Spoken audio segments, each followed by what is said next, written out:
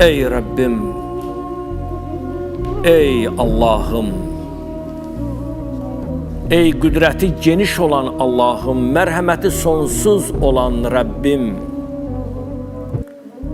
İlahi, özün Quranda buyurmusan, hər kim məni çağırsa duaların qəbul edərəm.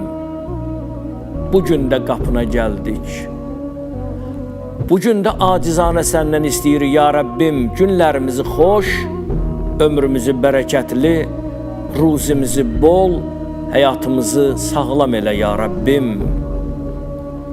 Ey mənim sahibim, ey mənim Rəbbim.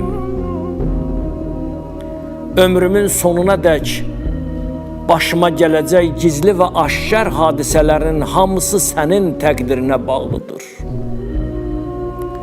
Qazanacaq və itirəcəyim, xeyrim və ziyanım